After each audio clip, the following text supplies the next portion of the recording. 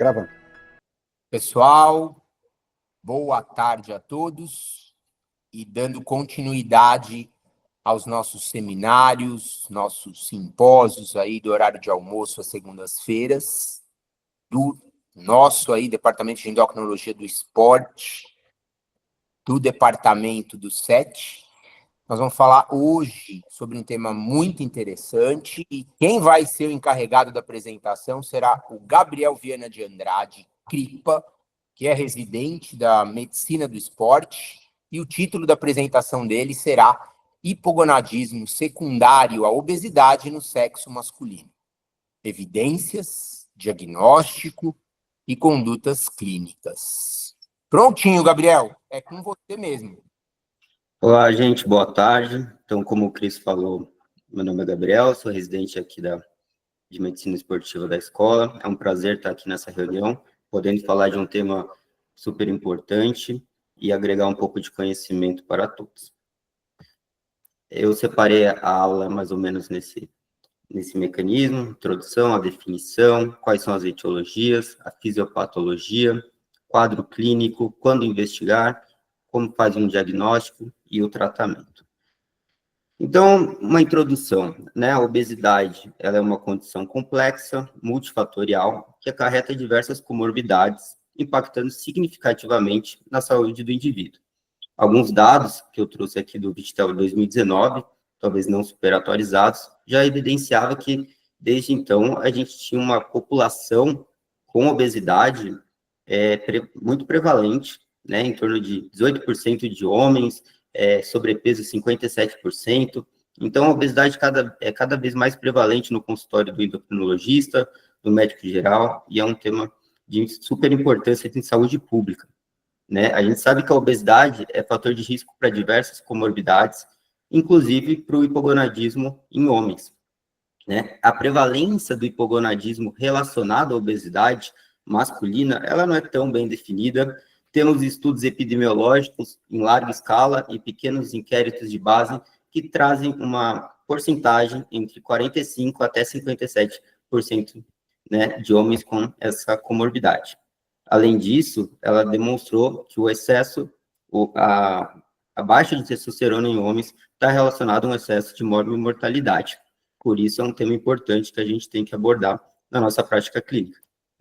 E como que a gente define, então, o hipogonadismo no sexo masculino? Ela é uma síndrome clínica, é importante frisar isso, relacionada à incapacidade dos testículos de produzirem níveis adequados de testosterona e ou espermatozoides, resultando em um prejuízo da função gonadal devido a uma falha em qualquer ponto desse eixo hipotálamo, hipófise e a gônada, que são os testículos. Além disso, existe o conceito, né, que essa obesidade em homens, ela também é nomeada como um hipogonadismo secundário à obesidade masculino, que do inglês a gente também utiliza a sigla MOSH. Bom, e quais são as etiologias da testosterona sérica baixa nessa população? Nós temos causas primárias, de origem testicular, causas secundárias, que estão relacionadas ao hipotálamo e à hipófise, e uma causa secundária funcional, que a gente pode dizer assim, que é relacionada à obesidade, que a gente também pode falar de uma causa exógena. Então, entre as causas primárias, seria aquele hipogonadismo hipergonadotrófico, caracterizado por níveis de testosterona muito reduzidos, em grande parte dos diagnósticos, relacionado à infertilidade e com o aumento das gonadotrofinas, como o LSH e o FSH. Entre as causas mais comuns, por exemplo, a síndrome de Klinefelter. Além disso, a gente pode falar que esse hipogonadismo tardio ou funcional, onde a gente tem níveis de testosterona não tão reduzidos, pode ter associado uma infertilidade, mas a gente tem as gonadotrofinas normais ou inapropriadamente normais, e aí a gente traz as causas mais comuns, seriam a obesidade, a síndrome metabólica. Existem outros diagnósticos que causam hipogonadismo hipogonadotrófico, onde a gente tem um nível de testosterona também reduzido, o LH ou o FSH vão estar reduzidos ou também inapropriadamente normais, e aí a gente pode pensar num PAN-HIPO. E qual é a fisiopatologia dessa comorbidade? Bem, ela, como a gente falou, ela é uma questão multifatorial, é complexa, mas a gente tem alguns mecanismos envolvidos.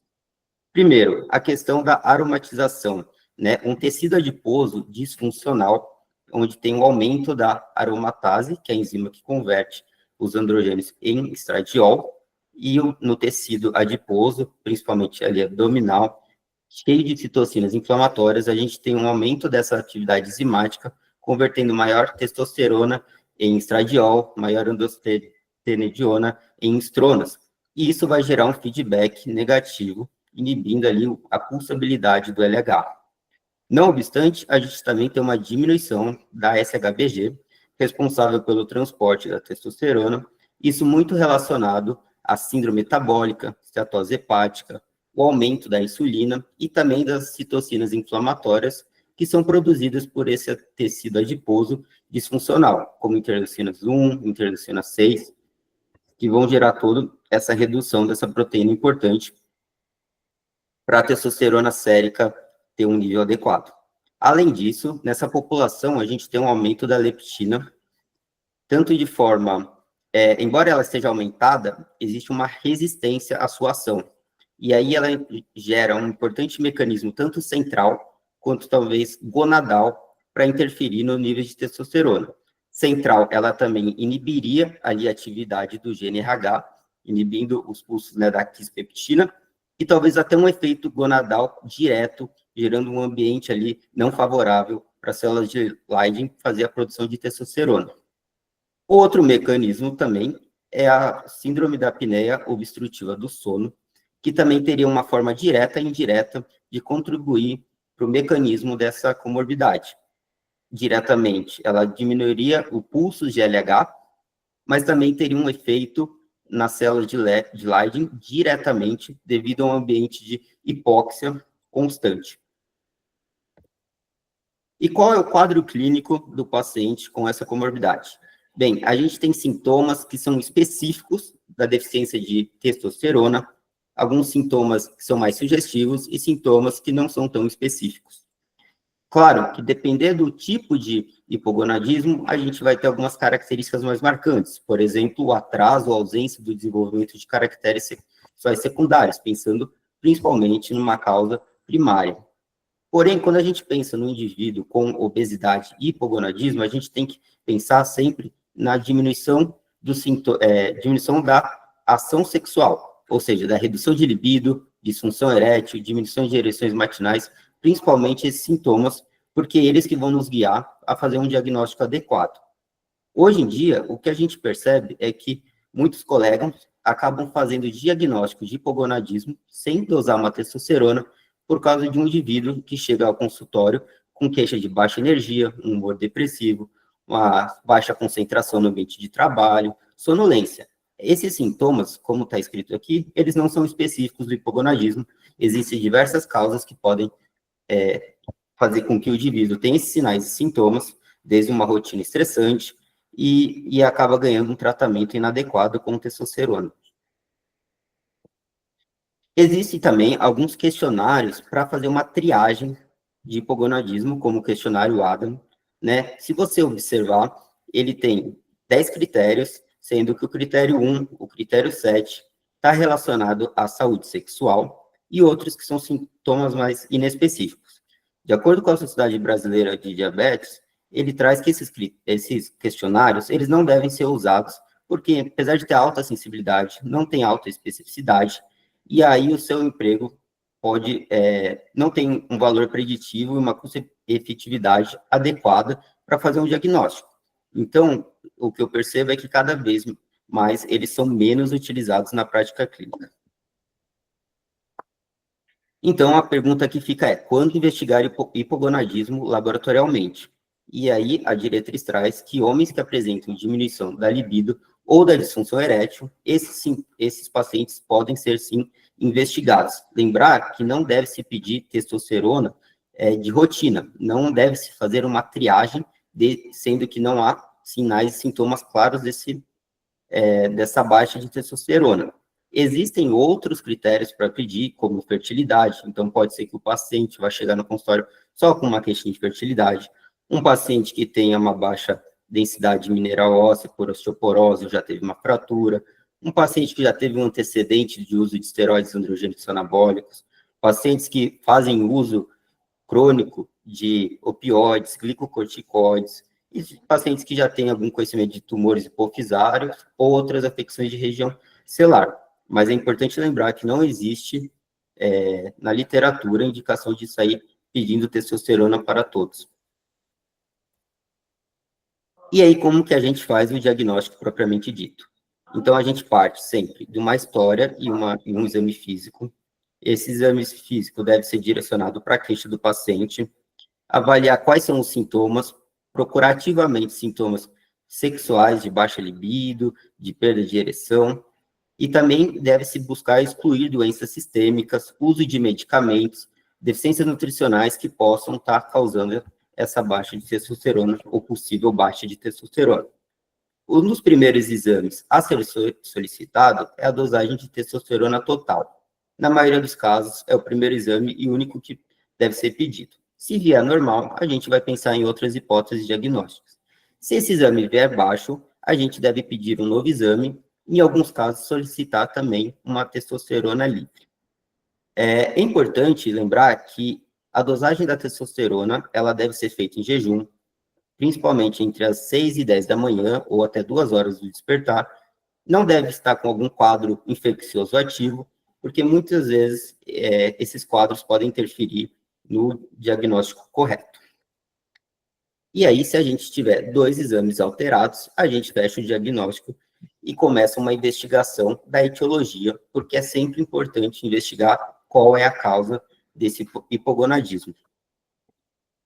E aí, uma pergunta que fica ok, eu falei em 2 dosagens de testosterona abaixo, mas quais são esses valores? Bom, cada sociedade usa um limite inferior da normalidade. Temos vários valores, como vocês podem ver, valores que vão desde 200 até 350, né? A Endocrine Society, em 2018, postulou o valor de 264, um valor bem assim, né, aleatório, aparentemente.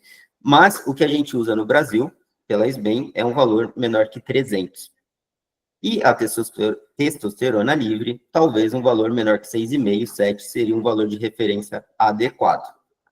E aí a gente retorna para a nossa investigação, que é pedir as gonadotrofinas, o FSH-LH, e ver se os valores estão normais ou baixos, ou estão elevados, e assim prosseguir com uma investigação adequada. Lembrar que o diagnóstico do hipogonadismo associado à obesidade é um diagnóstico mais de exclusão. A gente precisa excluir outras causas, né, às vezes uma prolactina, via cinética de ferro, para excluir doenças, né, do metabolismo de ferro, uma hemocromatose, e sempre se guiar pela clínica do paciente. Às vezes tem uma necessidade de fazer alguma ressonância hipofisária, e isso vai sempre de acordo com a clínica e com as hipóteses diagnósticas. E aí, continuando, quando que a gente solicita a testosterona livre? Quando a gente pensar que possa ter alguma alteração da SHBG associada. Algumas causas abaixam a SHBG, como a obesidade, o diabetes, o uso de glicocorticoides, uma síndrome nefrótica, hipotiroidismo. Outras mantêm elevada, como o envelhecimento, o hipertiroidismo, cirrose. Mas o que fica de lição desse quadro, principalmente, é que os guidelines trazem que quando a gente tem um valor de testosterona total próximo do limite inferior da normalidade, e aí usam um valor entre 200 e 400, a gente fica ali numa zona cinzenta, e talvez seria adequado pedir uma testosterona livre para a gente excluir ou confirmar essa nossa hipótese diagnóstica. Vale lembrar que a testosterona livre, no Brasil, a gente não tem um método adequado para fazer uma dosagem laboratorial na maioria dos casos. Então, sempre que a gente pensar em fazer a testosterona livre para auxílio do nosso diagnóstico, é melhor a gente fazer ela calculada. Então, sempre solicitar a testo total, a SHBG e a albumina, e calcular ela para a gente ter um valor mais fidedigno. Ressaltar então, que se apresenta o indivíduo com MOSH. Então, vai ser um indivíduo que tem obesidade, síndrome metabólica, lembrando que, à medida que o grau de obesidade aumenta, talvez a prevalência do hipogonadismo seja mais prevalente também. Ele tem que ter sintomas característicos, principalmente sintomas relacionados ao baixo desempenho sexual, 2 dosagens de testosterona total reduzidas, talvez um valor de corte de 300. A SHBG, nesse caso, provavelmente ela vai estar reduzida. A testosterona livre, nesses casos específicos, ela tem de estar normal e excluir outras etiologias possíveis. Né? Como a gente pode ver nesse gráfico à nossa direita, pacientes com obesidade, comparado a indivíduos com peso normal, teriam uma testosterona total menor, né? Porém, quando a gente compara a testosterona livre, ela meio que fica normal comparado a indivíduos não hipogonáticos. E eu trouxe esse outro gráfico à esquerda, de um estudo de 2025, onde ele compara, né, o hipogonadismo patológico e ele cunha um termo que ainda não é usado nos guidelines, mas que também talvez seja, no futuro, um termo possível para essa patologia, que seria um pseudo-hipogonadismo. Então, o hipogonadismo patológico seria de uma causa orgânica, possivelmente irreversível, muitas vezes, onde a testosterona total estaria reduzida de forma moderada a severa, o LH e o FSH provavelmente elevados, se for uma causa primária, ou até baixo, se for uma causa secundária, o SHBG provavelmente normal, teria alterações testiculares, e o tratamento, nesses casos, seria a reposição de testosterona. Quando a gente pensa no relacionado à obesidade ou funcional, possivelmente ele é reversível. A testosterona tende a estar não tão reduzida quanto ao patológico, o LH e o FSH estariam normais, ou anormalmente normais, né, se posso dizer assim, o SHBG reduzido, e aí a gente entra pensando no tratamento. Vamos usar testosterona? E aí o que dizem os guidelines mais recentes é que a mudança do estilo de vida é o principal tratamento para essa síndrome MOSH. Dieta hipocalórica associada à atividade física aeróbica em alta intensidade, associada ao treinamento resistivo, com o objetivo de perder esse excesso de peso, seria um tratamento eficaz em muitos casos. Né? Nesse gráfico aqui, à direita, a gente pode ver que a dieta com exercício também trouxe o aumento da testosterona à medida que ocorreria a perda de peso. Também podemos usar de análogos de GLP-1 e da cirurgia bariátrica, que atuariam de forma expressiva na perda de peso e no controle de comorbidades para auxiliar no aumento da testosterona. O que eu vi é que os análogos de GLP-1 ainda não tem tantas evidências, assim, estudos agindo diretamente, né, pensando nessa relação da testosterona e o análogo, como ele age diretamente, né, na síndrome metabólica, na perda de peso. Então, são ferramentas possíveis de ser usadas. Já existem estudos com a liraglutida, relacionando o aumento de testosterona e esse análogo com benefício, embora pareça que não foi tão expressivo. E aí, a cirurgia bariátrica, a gente tem até estudos brasileiros, onde pegou homens com obesidade, a maioria tinha hipogonadismo, né, a depender, lógico, da classificação pela sociedade, se é hipogonadismo ou não, mas basicamente quase todos hipogonádicos, e depois da cirurgia, a gente teve um aumento de praticamente 70% da testosterona, mostrando que a cirurgia bariátrica também é um tratamento possível, quando bem indicada, tanto para obesidade quanto para esse hipogonadismo induzido pela essa doença. Mas é importante lembrar que muitas vezes um paciente vai fazer a cirurgia, ele vai perder peso e ele ainda vai estar hipogonádico. Nem todos os casos se resolvem só com essas medidas. E aí, se não funcionar a mudança de estilo de vida e cirurgia, a gente pode sim pensar no uso da testosterona. Ela é uma opção na ausência de contraindicações, mas a gente tem que lembrar que ela vai gerar uma supressão da espermatogênese.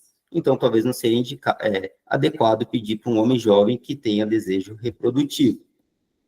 Quando não indicar testosterona? Bom, homens sintomáticos, mas se tem a testosterona normal, seria um diagnóstico errado.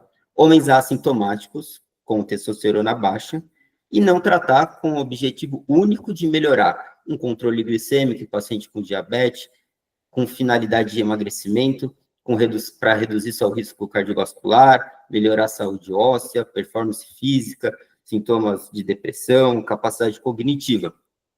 Dentre das principais contraindicações, a gente tem aquele paciente que já tem um hematócrito alto, apneia obstrutiva grave, uma insuficiência cardíaca descompensada, em classe 3, classe 4, infarto ou AVC prévios, menos de 6 meses, trombofilias, câncer de mama e próstata, né, que já tenham, né, tido câncer de mama, embora não comum, mas possa ter, e o câncer de próstata, embora a gente saiba que os novos estudos, ele não aumenta, né, o risco, mas indivíduos que já tiveram não indicado, ou sintomas urinários graves.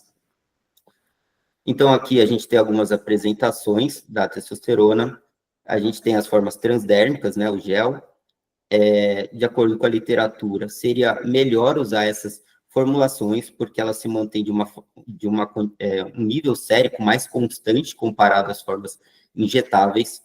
Além disso, seria mais fácil caso tenha necessidade de tirar a testosterona, como ela mantém um nível plasmático mais constante, a gente conseguiria tirar com maior facilidade, caso ele tenha alguma contraindicação, algum efeito colateral. O único problema dessa formulação é que tem risco, né, o contato com a esposa, com crianças, essa seria um cuidado a mais. E a gente tem a forma injetável, né, o cipionato de testosterona, que poderia ser usado uma ampola a cada 2 a 4 semanas, e também tem a Durateston, né, seria uma ampola a cada 2 a 4 semanas.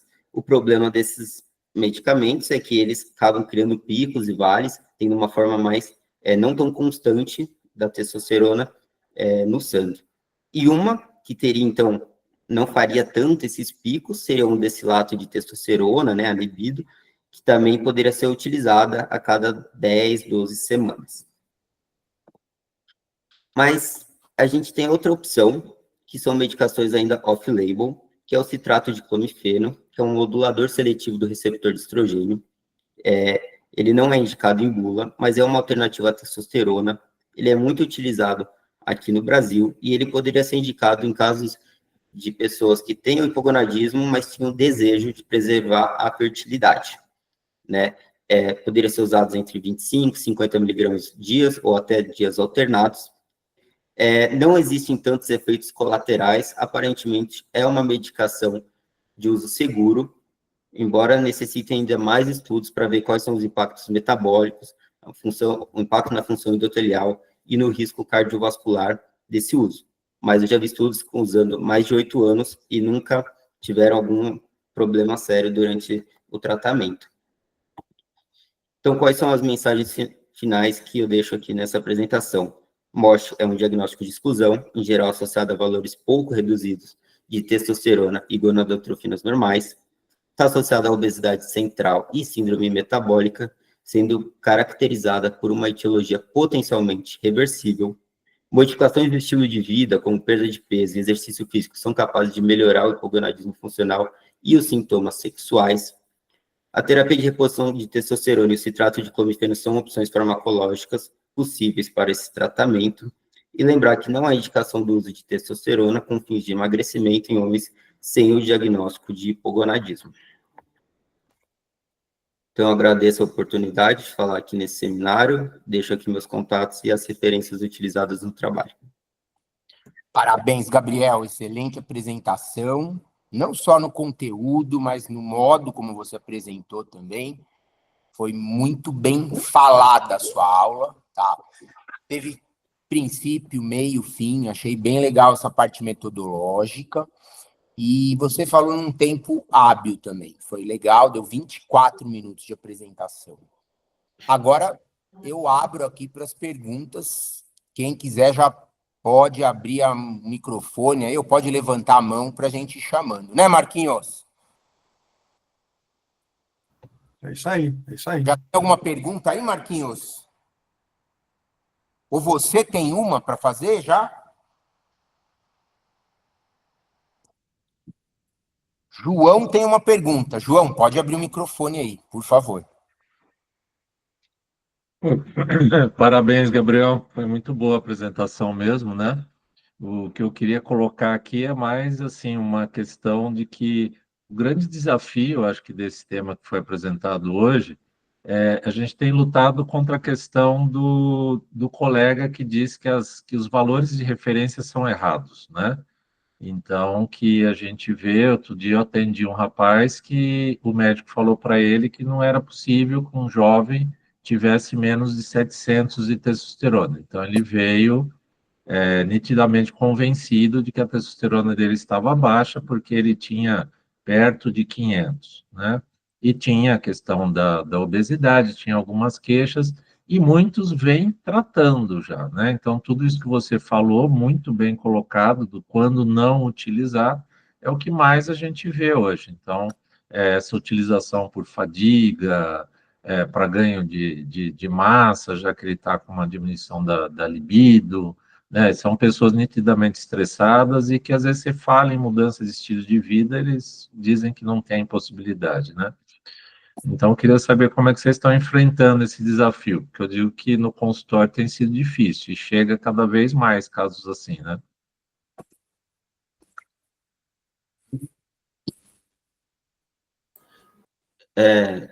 Cris, você quer falar alguma coisa? Não, pode responder. Eu realmente acho que é um desafio. A informação, ela é muito boa, mas ela também pode ser uma ferramenta perigosa nesse mundo moderno de redes sociais e de médicos que não têm uma formação adequada, querendo se promover como especialistas. Eu acho que o grande desafio é convencer um paciente que escuta uma informação dessa, que ele não precisa usar testosterona, que os valores de referência, eles são baseados em estudos com muita ética, com uma população grande, e que essa questão de desafiar, né, os valores laboratoriais, tentar essa personalização dos resultados, que cada paciente não trate o valor do laboratório, é o grande desafio nosso, como médicos que tentam atuar de forma ética. Então, eu acho que através do conhecimento, através de, às vezes, muita paciência no consultório, de tentar, olha, não é bem assim, existe realmente estudos, existe comprovação científica que os valores de referência, eles, lógico, é uma corte populacional, ele pega os extremos, mas não existe isso de individualização nesse aspecto. Lógico que o tratamento deve ser individualizado, a gente não vai pegar qualquer guideline e aplicar no paciente sem individualizar as indicações, contraindicações do paciente, mas a gente tem que tentar convencê-los do contrário. A gente tem que convencer o paciente que a gente está aplicando de forma ética o conhecimento e que a informação, muitas vezes, ela acaba atrapalhando quando ela não é bem utilizada. Mas eu acho que é um grande desafio e eu não sei se a gente está eu acho que cada vez mais está difícil convencer as pessoas do contrário. Acho que vocês que já têm muito mais vivência do que eu, vocês que já atuam em consultório, estão percebendo isso cada vez mais. Eu acho que, mas é lógico, com muitos anos de formação, acho que vocês acabam driblando isso com mais experiência e vão aprendendo também a como manejar esse tipo de paciente. Não, perfeito. Antes de passar aqui a palavra para o Marquinhos, que ele tem alguma pergunta, um comentário, eu vou complementar aqui também. João, é difícil, né? Hoje em dia, você convencer o paciente que muitas das vezes já até utilizou a testosterona, né, com um falso diagnóstico, e é difícil porque a sensação que esse indivíduo vai ter usando a testosterona, que é um doping, pô, a sensação que ele vai ter no dia a dia dele é muito boa, né? Se você pegar aqui na cidade de São Paulo, por exemplo, quem não está fadigado, quem não está estressado, quem não dorme pouco, quem não está devendo alguma coisa em relação ao estilo de vida saudável? Acho que todo mundo, inclusive nós, né? Então é bem desafiador mesmo isso aí hoje em dia. E quando o camarada ele se sente bem com o remédio, né? Mesmo que tenha sido mal medicado, e isso foi feito, foi falado por um médico, na cabeça do paciente, ele não sabe que aquele médico é mal intencionado ou que ele não sabe nada. Na cabeça dele, ele tem CRM, ele tem diploma. Então, ele é um cara habilitado para isso. Quer dizer, a gente acaba juntando várias coisas, né? É uma combinação de fatores associado àquilo que o paciente vai querer ouvir.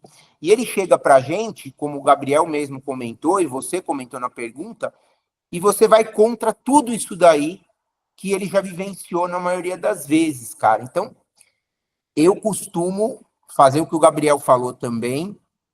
Não importa o tempo da consulta, você tenta salvar esse cara de alguma maneira, tá certo? E eu explico também que o fato dele ter usado a testosterona, mesmo que de maneira não indicada, né, formalmente,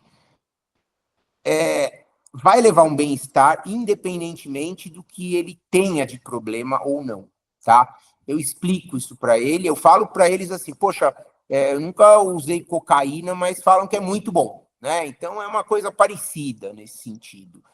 É um desafio que a gente está enfrentando. Nós estamos no gerúndio ainda, como você falou, e infelizmente eu tenho uma sensação, nível J de evidência, nível D de evidência, opinião pessoal. Infelizmente, acho que a gente acaba salvando muito pouco, tá? Eu nem vou entrar aqui no mérito do sexo feminino. O pessoal já dosa a testosterona inadequadamente, às vezes só para empurrar a testosterona na paciente. Nem vou entrar no mérito, mas tanto para homens quanto para mulheres, a gente precisa melhorar e muito o salvamento dessas pessoas no consultório. Marquinhos, pode falar. É uma complementação aqui que eu vejo de maneira muito preocupante, sabe? Por exemplo, o que eu venho vendo aqui na clínica é que muitos pacientes, obviamente, sempre se informaram pela internet, sempre, isso não é novidade, só que o que eu vejo hoje em dia é o quanto que as IAs, elas são treinadas pelo que elas veem de volume de publicações e de postagens e tudo na rede social.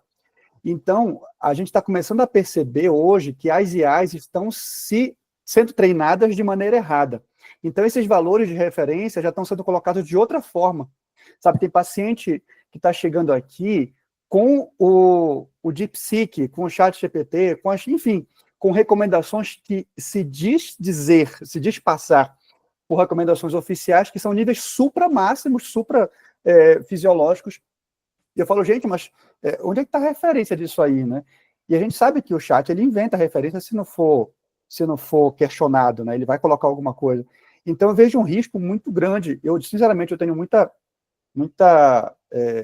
não é um cenário muito positivo que eu vejo pela frente, o quanto que às vezes, a não presença digital da gente acaba cedendo espaço para muito médico picareta, muito profissional que não tem muita ética, e vai ter essa conduta, né, de falar que é preciso colocar mesmo o chip, que é preciso fazer doses suprafisiológicas, doses desnecessárias. E como você falou, Cris, o paciente ele acredita mesmo, porque a autoridade que está falando aquilo, né, e fala com propriedade. E é isso, o que eu vejo, assim, não é raro acontecer com as nossas pacientes bariátricas que fizeram a cirurgia, perderam peso, perderam massa muscular, estão com todos esses sintomas que o Gabriel falou, né? Baixa de libido, baixa disposição, está com irritabilidade, está com deficiência de sono, e ela vê no médico e ela se consulta com as IAs, ela coloca tudo isso aí, e o diagnóstico é esse, não, você tem que tomar uma dose, né, tem que fazer um ciclo, né? Então, realmente, eu estou bem preocupado como é que vai ser essa nossa conduta, né, frente a essa avalanche que está sendo, porque é inacreditável o quanto que o bombardeio de informações vem sendo propagado, né? Então, realmente bastante preocupante. Uma das coisas que a gente fala muito é a gente estar numa presença digital maior, né, porque é onde o nosso paciente está se consultando, né? Mas eu também não sei até que ponto a gente consegue, de maneira orgânica, reverter esse quadro, sabe? É mais um desabafo aí do que pergunta. Aí, sem querer nortear a nossa investigação para a inteligência artificial, mas como você comentou, Marquinhos, eu acho que é importante a gente passar a informação aqui também. Eu estava, essa semana passada, pesquisando outra coisa, era sobre estrogênio e HDL colesterol. Aí o ChatGPT soltou lá uma resposta. Falei, mas isso aí não tem na literatura, cara. Eu não lembro de ter lido. Fui olhar, não achava mesmo. Uma coisa que não tem ainda. Aí eu perguntei, de onde que você tirou essa referência para o chat GPT? Ele falou, realmente, não existe referência sobre isso, eu estava enganado. Sabe o que ele escreveu? Foi mal, ele escreveu em gíria ainda. Ele põe, Parece aquele aluno que quer sacanear o professor, sabe? Ele foi mal, não teve... Então, assim, temos que tomar muito cuidado com isso aí, nós, né? Porque o paciente, ele vai entrar nesse barco, não pode ter certeza que vai, né? Infelizmente. Mais perguntas, pessoal? Temos ainda um tempinho. Enquanto ninguém levanta a mão, Gabriel, vou comentar. Só um comentário. Oi, só um comentário. Vocês viram aquele programa Shark Tanks? Como é que chama aquele programa? Shark Tank. Então, teve um cara lá da medicina integrativa, vocês viram? Eu até postei no nosso grupo de endócrino, eles escracharam o cara, o médico que foi lá, e o cara falou, isso aí é picaretagem, falou um monte para o cara lá. Vocês viram? Eu vi. Eu O cara postei foi no... desmoralizado na frente de todo mundo, ele ficou com uma cara de paisagem no final, né? Exatamente. Sai. Perguntas, pessoal. Temos um tempinho aí. Enquanto não chegam perguntas, só para colocar alguns pontos, Gabriel, que são importantes aí, deve servir a todos, né? Tem dados atuais da World Obesity Federation. Eles fazem isso no mundo inteiro, mas de país em país também. O Brasil hoje tem 31% de pessoas que convivem com obesidade.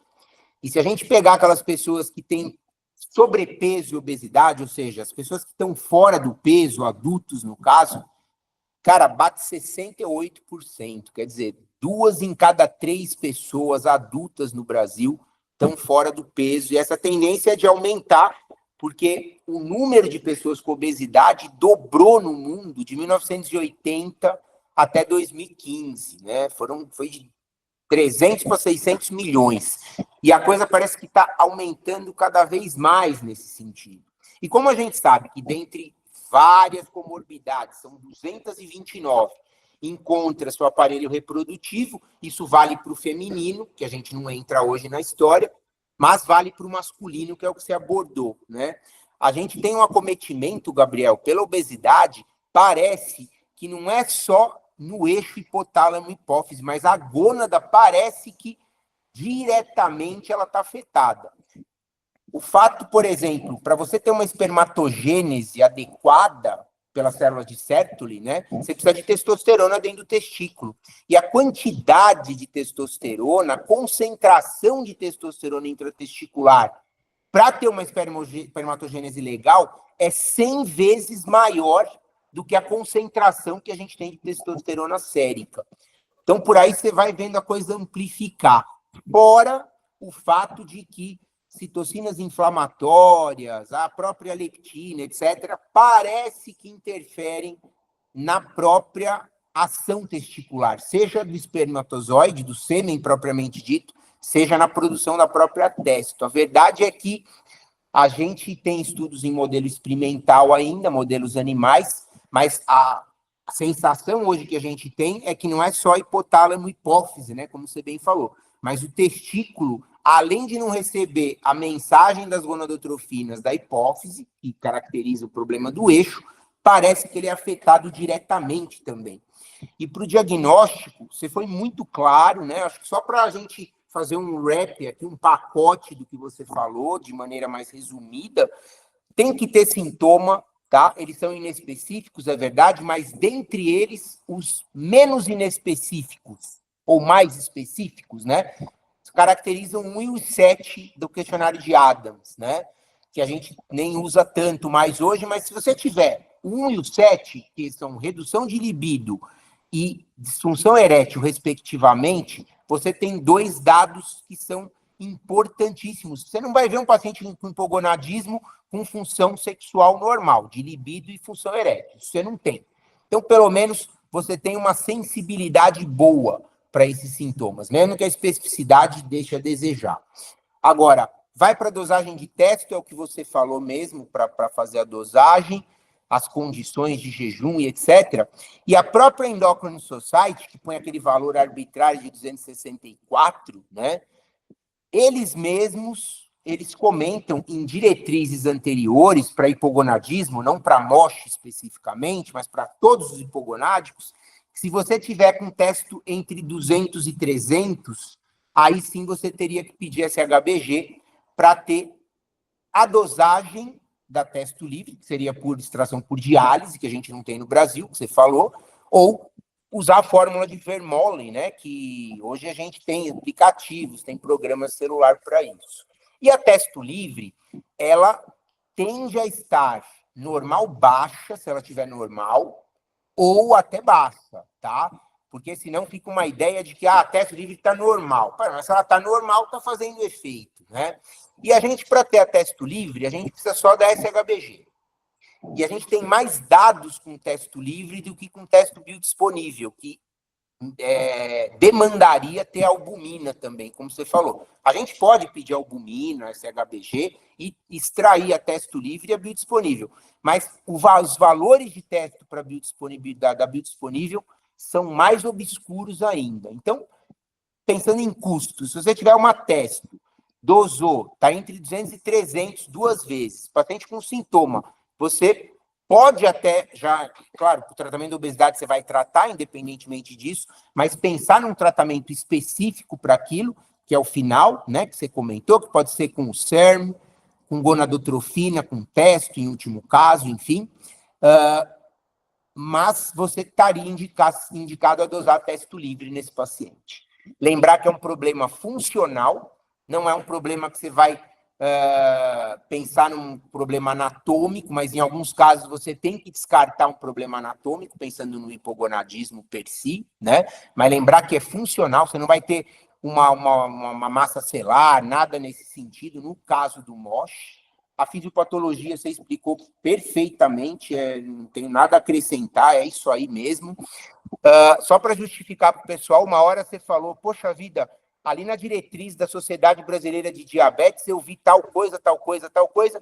É porque quem escreveu isso, para o pessoal saber, e que está na Sociedade de Diabetes também, é o Alexandre Hall, que acho que é o maior expoente do Brasil na endocrinologia masculina, né? Então, daí que a gente referencia a diretriz gratuita, inclusive da SBD para isso, né?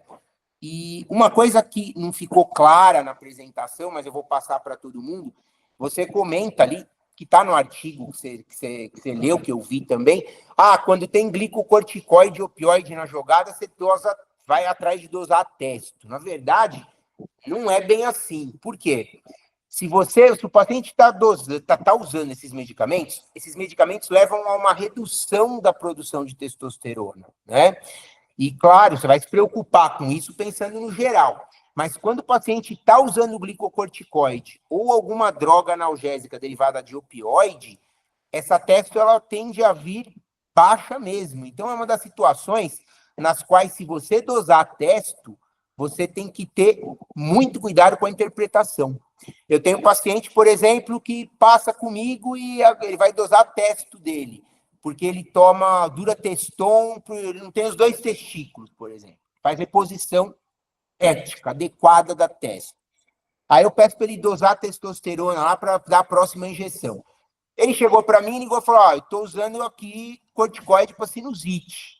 Falei, cara, então espera passar umas 2 semanas, você parar o corticoide, que era via oral, então a meia-vida mais curta, espera aí 10, 15 dias, aí você dosa a testo. Porque senão a testo dele ia vir falsamente baixa, na verdade, né?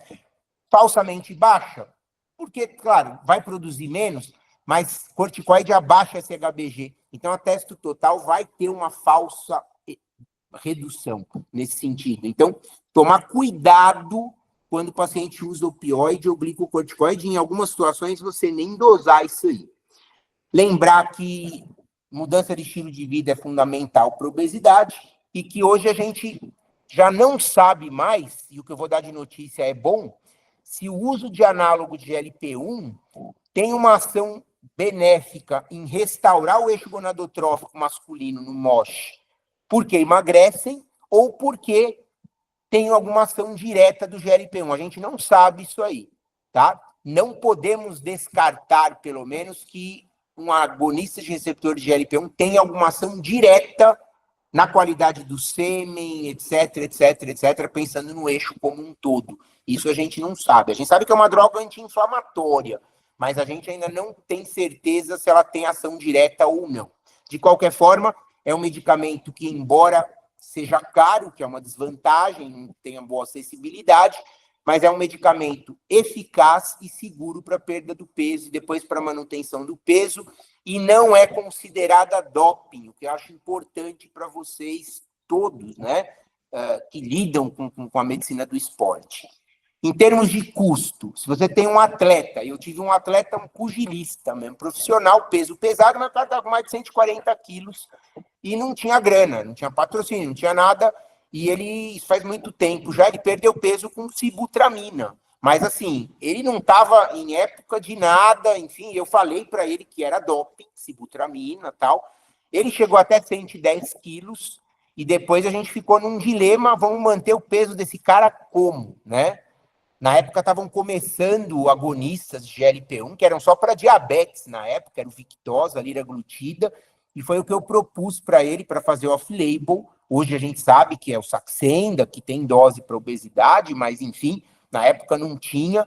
Então foi uma maneira que eu tive de propagar esse peso dele mantido, né, manutenção de peso, com um medicamento que não era doping, porque senão ele não ia poder mais atuar como pugilista usando sibutramina. A mesma coisa vale para o clomifeno, né? O ideal no tratamento é você desconstruir o que a obesidade causou, né? Então você ajuda o cara a perder peso, pelo menos 5%, de preferência 10 a 15% do peso. Cada um tem o seu limiar para melhorar da MOSH, mas você teria que manter isso aí de maneira constante. E tratar a obesidade per si é o tratamento de escolha, né? Não importa se com medicamento, ou caso que tem indicação de bariátrica, enfim, mas tratar a obesidade. Mas muitos pacientes não vão aguentar esperar esse tempo estando com hipogonadismo, mesmo secundário à obesidade. E aí o clomifeno, ele é muito mais, entre aspas, fisiológico para entrar, embora os dados sejam muito controversos ainda, mas em casos de hipogonadismo geral, resolvem 60% dos casos, às vezes levam mais de 6 meses para você usar o clomifeno para esses pacientes, até é um prazo, até que eles estariam emagrecendo, enfim, é uma outra história, a gente tem aulas disso daí, sobre os pacientes que usam anabolizante, param de usar, como é que você restaura eixo, não é o tópico agora, mas é lembrar que o clomifeno, ele é doping também, é uma informação importante, e o clomifeno, existem casos de fenômeno tromboembólico com ele. Uma vez que ele libera o eixo, tomar muito cuidado com isso aí. Tá? Tem até com vaso do sistema nervoso central, embolia de pulmão, TEP. Então, o clomifeno não é tão seguro assim como a gente pensa. É seguro em termos relativos, mas é uma droga que pode ter seus efeitos colaterais mais sérios, né? E, em linhas gerais, era isso que eu tinha para comentar. Um último dado é que você falou de câncer de mama. Lembrar que de cada 100 cânceres de mama que a gente faz diagnóstico aqui em São Paulo por dia, um é em homem. 1% dos cânceres de mama em homem. Então, não achem estranho o que o Gabriel falou na aula dele, né? Que homem que teve câncer de próstata ou sobrevivente de câncer de mama não podem usar teste. Não pode. E homem pode ter câncer de mama também, a gente não pode esquecer disso. E aqui uma última pergunta agora, não comentário, mas pergunta. A gente não tem dados puros na literatura, por isso eu quero sua opinião pessoal, Gabriel. O que o exercício isoladamente pode fazer para os pacientes com MOSH? O exercício isolado? O exercício isoladamente. Eu penso assim, independentemente da dieta, da perda do peso, o que o exercício poderia causar de benefício?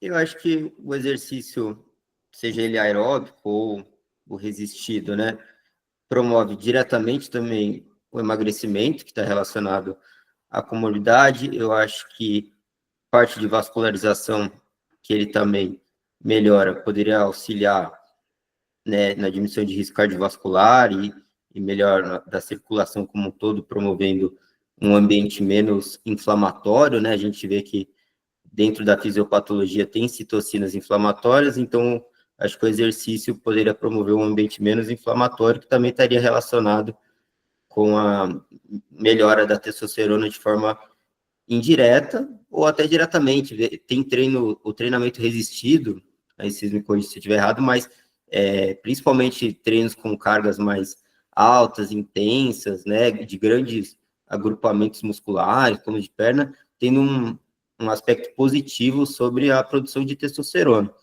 Então, eu acho que, não sei se eu respondi a questão, mas eu penso dessa forma. Pensar na aptidão cardiorrespiratória também para esses pacientes, né, que é importante como sinal vital. Questão psicológica é importante, tá?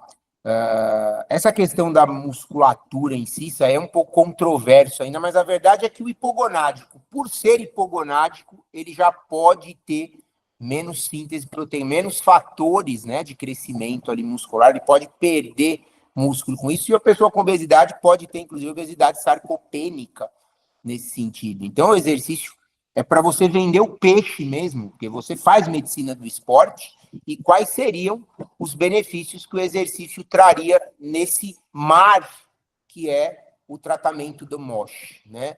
Claro, o exercício não é o maior emagrecedor, mas ele é importante, principalmente para a manutenção do peso, pensando no tratamento da obesidade propriamente dita. Marquinhos, você tinha levantado a mão, vai lá. E complementando, né, a gente fala muito sobre o quanto que o exercício físico tem benefício, não somente na balança, né, mas em redução de quadros como esse aí. Mas uma dúvida que me surgiu aqui é se existe um tempo hábil, um tempo estimado para a gente começar a perceber a melhora do quadro do hipogonadismo em relação, por exemplo, à perda de peso. A pessoa fez cirurgia bariátrica, a pessoa entrou com a medicação. Existe um tempo e um nível de estabelecido que a gente possa começar a perceber reais resultados aí no tratamento? Quer responder, Gabriel? Daquele estudo da bariátrica foi após 6 meses que houve um aumento de em torno de 70% da testosterona. Então, eu não sei se um prazo menor já ter algum resultado. Talvez usando a testosterona, eu acho que seria um prazo menor, talvez uns 2 meses. Eu acho que o indivíduo já estaria com uma percepção melhor sobre o quadro, mas realmente essa informação, por exato, eu não sei informar. Porque a dúvida, assim, em relação a tempo de cirurgia ou se foi em relação a percentual de excesso de peso perdido, sabe? Qual foi o fator de maior impacto, né? Essa dúvida que ficou para mim.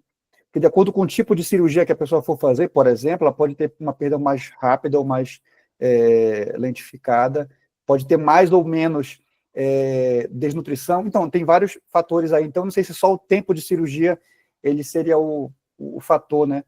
A essa que ficou a dúvida aí.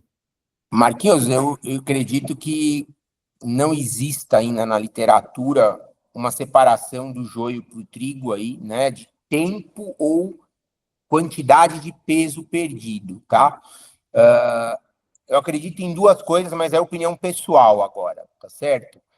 Uma delas é que cada um tem o seu limiar para isso. Vai ter aquele paciente que, perdendo o mesmo peso que o outro, eles pesavam igual, um vai se recuperar mais rápido do que o outro, né? E lembrar que a coisa é bem multifatorial também nesse sentido.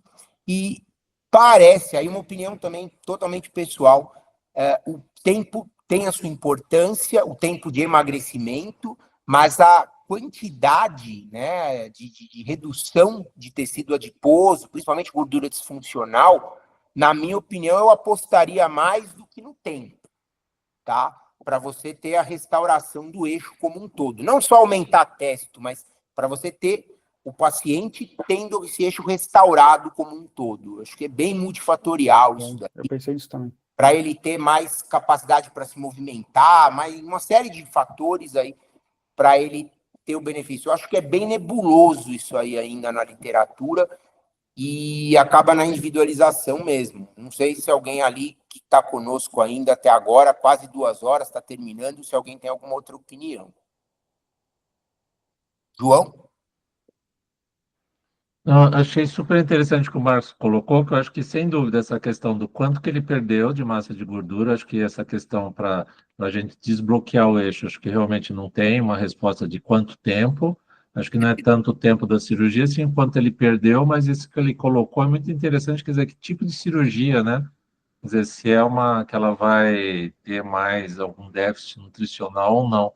Acho que isso daí deve ser bem interessante, tentar olhar na literatura isso para ver se consegue estabelecer alguma coisa, se tem uma diferença. Não só a perda de peso, né, da gordura perdida lá do peso, mas a questão nutricional também acho que vai influenciar.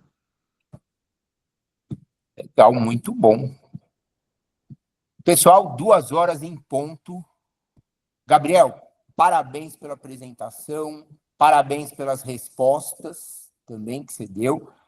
O tema foi muito bem escolhido e a gente sempre tenta, isso vale para as próximas apresentações suas e de todos os outros residentes, o que o exercício vai fazer, qual o papel dele para o tema que eu escolhi, entendeu? Isso aí é a pergunta-chave para vocês venderem o peixe de vocês no bom sentido, né? O melhor possível sempre, tá? Essa é a pergunta quando você vai selecionar um tema que você tem que se fazer primeiro.